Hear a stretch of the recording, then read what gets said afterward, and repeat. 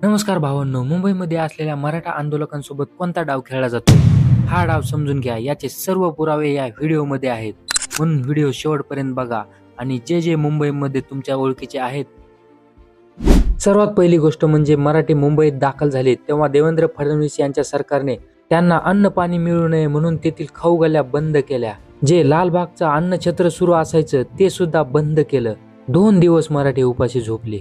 त्यानंतर मराठ्यांनी गावाकडून रसद मागवली आणि खूप मोठ्या प्रमाणात ती मुंबईत पोहोचत होती. ती सुद्धा त्यांना बघवली नाही. इथे तर त्यांना जेवायला मिळत नव्हतं ते ठीक आहे, पण बाहेरून लोक जेवायला पाठवायला लागले ते त्यांना खपलं नाही. म्हणून बाहेरून येणारी मदत आतमध्ये येऊ नये, इथल्या लोकांना खायला प्यायला मिळू नये म्हणून आता त्या येणाऱ्या गाड्या आहेत त्या अन्नधान्याच्या आहेत. या गाड्या अडवण्याचे प्रकार हे सरकारकडून केलं जात आहे. आता हे डायरेक्ट अडवू शकणार नाहीत ना, की पोलीस डायरेक्ट तुम्ही आत नका जाऊ, कारण मुंबई सगळ्यांचीच आहे. म्हणून पोलिसांनी काय केलं तर काही पोलीस या सर्व मराठा आंदोलकांच्या वेशात आले, म्हणजेच नॉर्मल शर्ट पॅन्ट आणि भगवा रुमाल, आणि गाडी अडवायची. आता ज्या लोकांची गाड्या अडवायच्या त्यांना असं वाटायचं की हा आपलाच माणूस आहे, तर हे लोक गाड्या अडवून विचारायचे की कुठं चालले, गाडीत काय आहे, आणि पाटलांनी सांगितलंय गाड्या घेऊन वापस जा. आता हे पोलिसांच्या वेशात नाही तर नॉर्मल कार्यकर्त्याच्या वेशात. मग जो ऐकणारा ड्रायव्हर असेल किंवा कार्यकर्ता असेल त्याला असं वाटायचं की नाही, कार्यकर्ता म्हणतोय तर खरं असेल. मग ते कन्व्हिन्स करायचे की आतमध्ये खूप मदत झाली आहे, तुम्ही इकडे येऊ नका, आणि पाटलांनी परत जायला सांगितले, असं ते यांना म्हणायचे. हे सगळे बघा कसे आपल्याला हे केलेले आहेत. आपलीच लोक आपल्या विरोधात उतरवली आहेत. यांना आंदोलक म्हणून दाखवलं जातंय. उद्या कदाचित एखादी चुकीची घटना जर घडली, ऐका नाही पण थांबा ऐका, मला एक सांगा, ठीक आहे, तुम्हाला ही आयडिया कोणतरी दिली असेल, झालं असेल, बरोबर.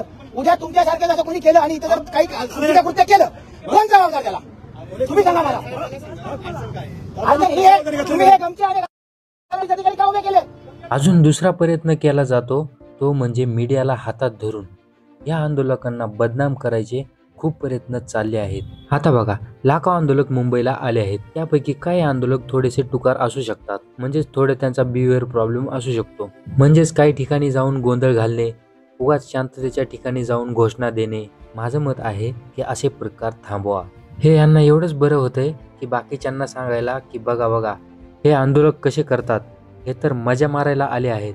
म्हणून म्हणतोय की थोडं नीट वागा, कारण मीडियाला यांनी हाताशी धरलं आहे. काल देवेंद्र फडणवीस एबीपी माझाला, TV9ला वेगवेगळ्या ठिकाणी गणपतीच्या दर्शनाच्या निमित्ताने जाऊन आले. त्या फडणवीसनी काय प्रसाद दिला यांना खरंच माहीत नाही, पण TV वाल्यांची भाषाच बदलली आहे.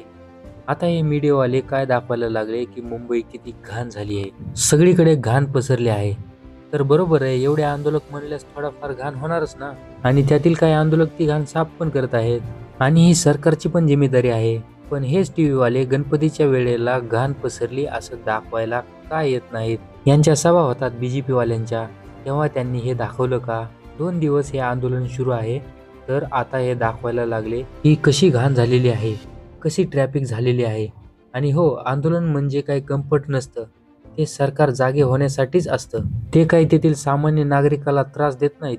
त्या उलट गावाकडून आणलेलं अन्न ते तेथील नागरिकांना, जवानांना, पोलिसांना देत आहेत. भरपूर लोकांना खाऊ घालत आहेत. आणि हे जे डाव त्यांनी वापरले आहेत, आणखी काय डाव हे खेळू शकतात.